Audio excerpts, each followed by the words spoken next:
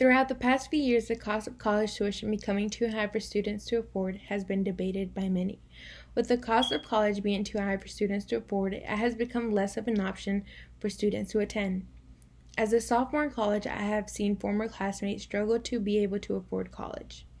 Today, I would like to provide key information to persuade each of you that having tuition-free college would benefit students on the long run by allowing students to acquire a college degree and lowering the amount of student loans owed. The three main areas I would like to discuss are student loans, the U.S. economy, and student funding. Let's start with student loans. Tuition-free college will help decrease student debt. Student loan debt in the U.S. exceeds $1.5 trillion. Student loans have risen 130% since 2008, while public colleges have risen to 13% between the years 1987 and 2017. In other words, that the cost of undergraduate education is 12 times higher than it was 30 years ago. 44.2 Americans have student loan debt. 10.7 of those borrowers are in default. Students are graduating or either dropping out, buried under a mountain of debt before they have a chance to start working.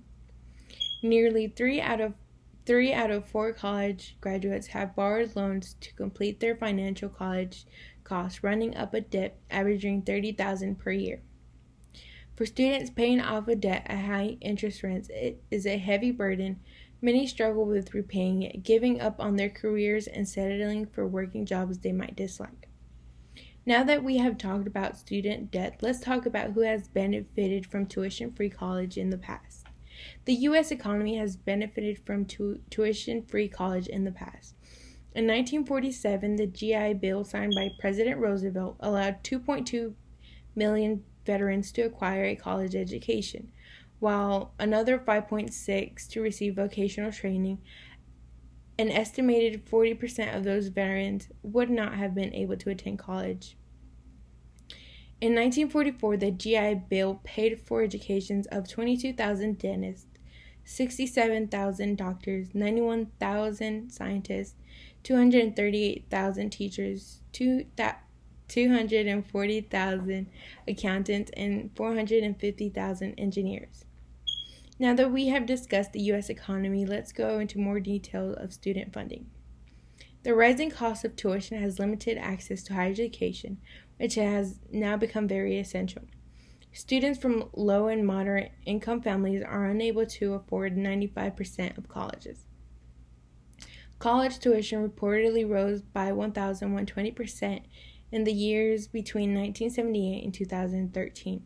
The average annual tuition cost at public colleges and universities was $9,139 for state residents, while $22,958 for out-of-state residents.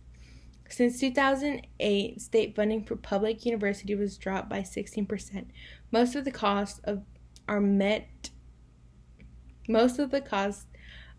by student tuition.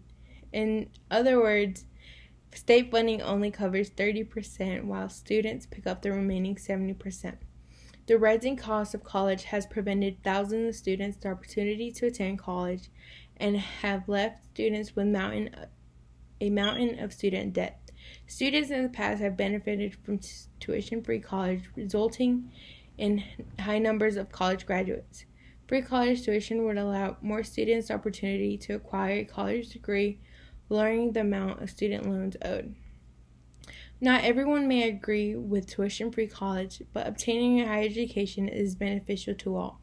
Today, education is the key that unlocks the door of many opportunities.